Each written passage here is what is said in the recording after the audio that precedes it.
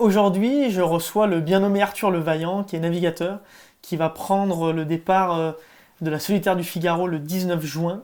Et je voulais m'entretenir avec toi, Arthur, d'abord de cette vocation qui est assez particulière, originale, c'est vraiment des mythes des temps modernes. Comment toi, ça t'est venu à la fois la passion de la mer, de la voile, de la navigation, et l'idée d'en faire ta profession, ton métier? Ça m'est venu quand? Ça m'est venu, je sais pas si c'est un jour, ça m'est venu comme ça, si tu veux. C'est en regardant plutôt mon père naviguer, c'est en regardant ses amis venir à la maison et parler d'histoire de mer.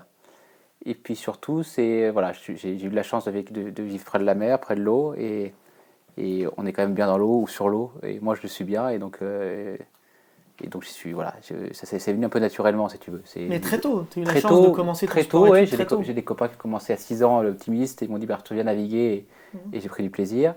Et après, j'ai arrêté un peu, je suis allé faire du basket parce que mes potes allaient faire du Mhm. basket. Et ensuite, en sixième, on m'a demandé de choisir entre deux disciplines en voile, qui étaient la planche à voile ou l'optimiste.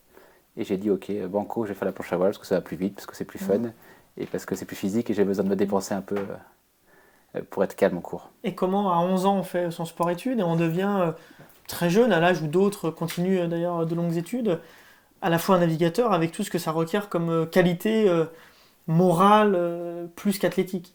C'est comme dans tout dans la vie, c'est des questions d'envie à un moment donné, quoi. De se dire, voilà, qu'est-ce que je veux faire de ma vie à court terme, à moyen terme et à long terme. Et voilà, et là, demain, qu'est-ce que j'ai envie de faire, quoi. À un moment donné, je voulais faire les Jeux Olympiques, je n'ai pas réussi à les faire pour l'instant, ça viendra Ça peut-être. viendra. Mais j'étais attiré par le large, je ne connaissais pas du tout le large, et j'avais tellement de marins qui venaient à la maison, des Florence Artaud et autres, qui me racontaient, qui me disaient, Arthur, arrête de jouer avec ton engin de plage et va faire du vrai bateau. Et au bout d'un moment, ça te prend, ça monte petit à petit en tête, et puis dans ta tête. Et puis un jour, je me suis retrouvé une nuit entière complète sans dormir et des voiles de mon bateau qui seraient parrainés ou sponsorisés par différentes entreprises ou personnes. Et je me suis dit, c'est bon, c'est parti là. Là, j'ai envie de faire ça. J'ai fait la Solitaire du Figaro, la première en 2010. Ça faisait déjà un an que je pensais à ça. Et maintenant, depuis tous les jours, je pense à ça, quoi. À remonter mes projets, remonter mes histoires et repartir et, et aller au bout de ce que, de ce que je veux faire, quoi. Et ensuite, passerai peut-être à autre chose. Ensuite, on verra. Mais C'est plus qu'une histoire, c'est plus qu'une aventure, c'est aussi une entreprise. Parce qu'il faut monter une équipe, ouais, monter un bateau, monter finalement toute une organisation pour pouvoir participer à une course. Et toi, tu le prends vraiment aussi comme un entrepreneur, puisque c'est toi en personne qui t'engage dans cette démarche depuis déjà quelques années et qui arrive finalement à créer autour de toi une vraie équipe. Comment ça t'est finalement apparu? Comment ces qualités-là te semblent essentielles et surtout, comment tu vois la valeur d'exemple que ton métier pourrait valoir pour plein de jeunes aujourd'hui? euh, entreprendre, je passe beaucoup de temps à Paris parce que j'aime bien voir un petit peu ce qui se passe, cette dimension de- d'oser aller au bout des choses, quoi, et de se dire, voilà, on va galérer, on va avoir des échecs, mais on va rebondir, on va repartir. Et quand tu es sur l'eau, par exemple, quand tu as des problèmes, quand tu es en solitaire, t'as un instinct qui monte en toi, tu as des moments donnés où il y a des grandes tempêtes, et des moments donnés où il y a des calmes plats, mais tu es obligé d'avoir un instinct on a tous en nous cet instinct-là de survie, cet instinct-là de dire, voilà, pour nous, c'est ce qui est le plus important, c'est, il faut qu'on aille le chercher, quoi, cet instinct-là, pour avancer, pour survivre vraiment. Et entreprendre, c'est aussi une forme de survie, quoi, de se dire, voilà, comment on va permettre, si tu veux, de faire évoluer notre société, comment on veut changer le monde un petit peu aussi, quoi. Et, et je me pose tous les jours la question de savoir comment, à travers mes actions et ma vie et ce que j'en fais, je vais pouvoir avoir un petit impact sur ce qui va se passer sur, euh, sur des personnes qui vont elles aussi ensuite faire des choix qui vont faire avancer la société, quoi. Et je me suis beaucoup posé la question de savoir si c'était un métier qui allait. Et en fait, tu te rends compte que ce qui est le plus important, c'est de faire ce qu'on aime vraiment, d'aller au bout des choses, d'oser le faire. Et on a beaucoup à avoir le même discours, mais c'est vrai, quoi. Tu le sens, quoi. Et, et ensuite, tu verras bien, quoi. Mais vas-y, quoi. Ose, quoi. N'hésite pas, quoi. Vraiment. Et voilà, et donc c'est ce que je fais à travers la voile parce que j'aime ça aussi, j'aime être sur l'eau, j'aime l'océan, j'aime la nature, j'aime la compétition aussi. Faut pas avoir que ça, mais j'aime vraiment la compétition, mesurer aux autres. Et, et ouais, c'est un sport magique, quoi. C'est un sport qui requiert tellement de qualité pour être performant que c'est passionnant. Et il y a la côté ensuite, comme on le disait, c'est gérer une entreprise, gérer un projet de A à Z. Et, et c'est tout aussi passionnant, quoi. C'est tout aussi difficile, dur, mais aussi gratifiant et passionnant pour moi qui suis un peu trop, on va dire, curieux ou peut-être éparpillé. Passionné. Passionné, ouais, de la vie ou des autres. Et quand je prends quand j'ai eu la démarche de me dire, voilà, il faut que je vienne à Paris parce que c'est un peu ici que ça se passe. Je trouvais ça un peu dur au début et en fait c'est toujours dur, mais il y a le côté rencontre et échange et inattendu qui font que la vie est ce qu'elle est et que c'est assez magnifique et surtout il faut se rendre compte d'une chose, c'est que c'est dur mais on a une chance inouïe, j'ai une chance inouïe de vivre dans le pays dans lequel on vit aujourd'hui et tout va bien en final, quoi, hein. C'est dur mais on fait les choix aussi pour que ça pourrait être beaucoup plus facile mais ça serait pas aussi passionnant. Justement ce parallèle entre d'un côté l'engagement entier qui est celui du navigateur, a fortiori en solitaire, et l'engagement citoyen que tu as, parce que tu es un citoyen vachement engagé. On le voit aussi sur les sujets qui sont propres à la mer, à la fois dans ce qui concerne la protection de l'environnement, et plus largement d'ailleurs, comment on peut vivre en harmonie avec l'environnement et y vivre mieux. Et de l'autre côté, avec, on le voit depuis quelques années de plus en plus malheureusement, le sujet de la mer qui est lié à celui de la migration, et notamment des réfugiés. On l'a vu avec par exemple la superbe opération d'SOS Méditerranée qui va repêcher en mer finalement les réfugiés et les migrants qui sont en détresse. Comment toi, tu ressens dans la marée humaine qu'est la démocratie en fait, ce sentiment d'engagement et a fortiori, parce que tu crois en l'action citoyenne, comment tu vois dans les années qui viennent le développement de cette masse critique, en fait, de cette forme nouvelle de citoyens qui vont vouloir reprendre les choses en main, comme toi, dans ton bateau, tu as le pouvoir sur ta destinée. Tu viens de tout dire, en fait, c'est la clé, quoi. Pour moi, l'engagement, et pas forcément que les mots, c'est aussi de dire, voilà, on voit des choses, moi, comme je te disais tout à l'heure, ça pullule d'idées autour de moi, d'envie de s'impliquer, de s'engager, d'aller plus loin, et c'est petit à petit, quoi. C'est les petites actions qui font que ça va avancer. Et ça va partir d'en bas. C'est déjà le cas. Et on en parlait aussi, mais c'est oser en parler, quoi. Oser se dire que le pays est dans une situation on a un formidable outil. Il faut l'entretenir, quoi. Et pour moi, les Français, si on parle de la France, on voyage pas assez, on va pas voir on n'est pas assez curieux du monde, pour moi en tout cas. Alors qu'on a un pays d'explorateurs, on a un pays de navigateurs, de grands marins, et d'aventuriers en général. On a un peu perdu cette qualité-là de se dire, voilà, qu'est-ce qui se passe en Afrique, alors qu'il y a un continent magnifique qui est en train de se développer, qui est en train de c'est l'avenir, c'est le continent du siècle, hein. Pourquoi les gens viennent, si tu veux, viennent dans notre pays, quoi. Quelles sont les actions qui ont fait qu'aujourd'hui il y a autant de migration, quoi. Et à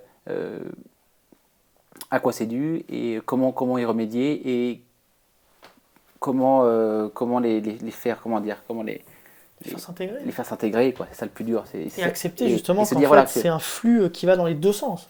Et on le voit de plus en plus, d'ailleurs. Il y a de plus en plus de Français qui émigrent. Ouais. Alors, c'est évidemment... Après, tu vois, il y a émigrer et il y a voyager et revenir, quoi. Et c'est deux choses un peu différentes, vraiment. Se dire, voilà, on a marre du pays parce que on entend tout le temps, là, il y a trop de fiscalité, trop de machin. Il y a ce côté-là, mais il y a le côté aussi, voilà, non, on va... Comme font on beaucoup, va apprendre ailleurs, quoi, et on va y venir sûrement, mais c'est toute une part de l'éducation aussi qu'on reçoit dans notre pays et qui est très développée dans les pays un peu plus nordiques, où quand tu vas en Australie, tu rencontres des Autrichiennes qui ont 20 ans et qui partent pendant un an toutes seules, voilà. Et ça, si tu veux, c'est pas assez développé. On n'est pas assez poussé vers ça, quoi. Et même en dehors, alors, tu peux partir à l'étranger au bout du monde, mais tu peux aussi partir en France, dans ton pays, dans le village quand tu es à Paris, tu vas passer 3 mois, tu vois, en province, comme vous dites, et dans les coins peut-être un peu paumés, mais où il y a une vie, où il y a des idées, où l'agriculteur du coin, il a envie de changer les choses, d'échanger le monde aussi à travers son agroécologie ou autre. Et ça, si tu veux, on a une perte, alors on a une grosse perte aussi en France de connexion avec la nature. Tu vois, connexion à ce qui est le plus important et à prendre le temps d'un moment donné de dire voilà, bah, et oui, ça prend du temps de cultiver des plantes, oui, ça prend du temps d'aller pêcher ou si tu veux, mais je pense qu'on aurait beaucoup plus de respect, on ferait beaucoup plus attention aux choses, à la nature en général, si on avait une approche plus directe avec elle, quoi. Plus charnelle, plus poétique, voilà, et tout ça, ça demande du temps et on va beaucoup trop vite à des moments donnés, tu vois. Et de temps en temps, c'est important de ralentir aussi. Toi, tu es dans une génération qui est absolument formée dans la crise. Il y a énormément de gens de notre génération qui sont dans le chômage et dans la précarité, c'est leur quotidien. Toi qui es un combattant, parce que c'est ça aussi, c'est se combattre avec soi-même et contre les éléments. Comment tu penses qu'à l'avenir, peut-être après ta vie de navigateur professionnel, tu pourrais justement participer à cette éducation, l'éducation des consciences civiques, de cette conscience, de cet éveil à la nature, par exemple, mais aussi comment tu peux aider à peut-être créer des vocations à l'avenir. Bah, c'est tout simple, il faut parler de tes expériences. Il faut être honnête avec toi-même, avec ce que tu vis. Et j'ai tellement de choses à apprendre encore. Tu sais, c'est comme beaucoup de tout le monde, hein, mais et ça, on n'est jamais au bout des choses, quoi. On évolue toujours. Et la clé de beaucoup de choses dans la vie, de tout, c'est d'être ouvert à ce que tu reçois, quoi. Et être généreux, être bienveillant avec les gens qui veulent avancer et qui galèrent ou qui ont envie de lancer des nouvelles histoires. C'est d'écouter et leur dire que oui, si t'as envie, vas-y mon gars, quoi. Mais ça va être dur, hein, je te le dis, ça va être dur, mais vas-y, quoi. Engage-toi, bats-toi pour ce que tu aimes et essaie de véhiculer ta passion aux autres. Pas que toi-même, hein, mais ta passion, quoi. Faut faire attention à ça aussi, c'est qu'on est dans une forme de... Avec les réseaux sociaux ou autres, à une forme... On s'énocentre un tout petit peu, quoi. Tu vois, on pense que tout... C'est en se mettant nous directement en valeur qu'on va développer l'histoire. Mais non, c'est le groupe qui est tout autour, c'est mettant les gens avec qui tu travailles, c'est en racontant l'histoire, une histoire collective, c'est comme ça qu'on avancera. Autrement, cette vision un peu en fait du circulaire, du connecté, de l'humain dans les choses, du sens dans les choses, elle est reprise, et c'est peut-être pas un hasard d'ailleurs, par Ellen MacArthur, qui est l'ancienne navigatrice, fabuleuse, dans sa fondation, qui prône l'économie circulaire. En 2 mots, l'économie circulaire, c'est de réintégrer dans des boucles successives toutes les matières premières qui finalement donc, sont les déchets d'une certaine consommation et deviennent la matière première d'un autre produit, et d'allonger au maximum la durée de vie des produits qui, eux, nécessitent beaucoup de matières premières. Toi, comment tu te projettes dans le monde matériel ou économique, où aujourd'hui il y a plein de gens qui pensent qu'il n'y a aucune alternative? Est-ce que finalement ton rapport à toi, à la nature, aux autres, ne passe pas aussi par un combat citoyen, par un engagement militant peut-être, pas dans le sens des partis politiques, mais dans le sens d'une valeur ou d'un modèle de société à proposer? Mais peut-être dans les partis politiques aussi, mais il faut tout en fait. Mais et pourquoi il n'y a pas de navigateur dans les partis politiques? Si, il y en a, il y en a qui s'appelle Roland Jourdain, qui vient de s'investir avec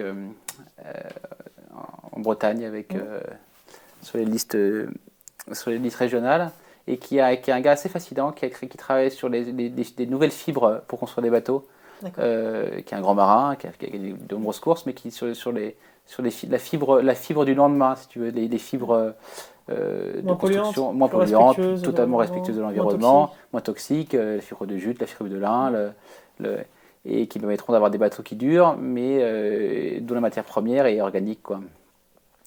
Et voilà, et donc il s'implique, tu vois. Et alors après, il y en a plein d'autres qui s'impliquent, comme tu l'as dit, avec Hélène MacArthur et autres qui ont des approches assez fabuleuses. Elle a arrêté totalement la course au large. Elle s'est dit, voilà, moi j'ai eu ma dose de tour du monde en solitaire à prendre des risques et avoir ce que j'ai pas encore eu, moi. J'ai hâte. Maintenant, j'ai envie de faire autre chose. Et ouais, j'ai pas beaucoup de modèles, mais c'est une personne que je suis beaucoup et qui m'inspire beaucoup dans sa façon de voir les choses. Voilà, et ce basculement de sa vie de marin à sa vie de conférencière ou de leader, d'entrepreneuse. Et oui, il y a un côté lié à ma passion. Ouais, je sais que je ne ferai peut-être pas toute ma vie pour l'instant. Et je sais que j'ai envie de transmettre. Donc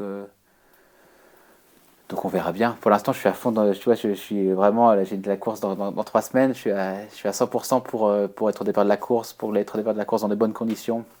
Et pour essayer aussi de véhiculer un message qui aille un peu plus loin que la performance sportive avec mon projet, là, Un bateau pour demain.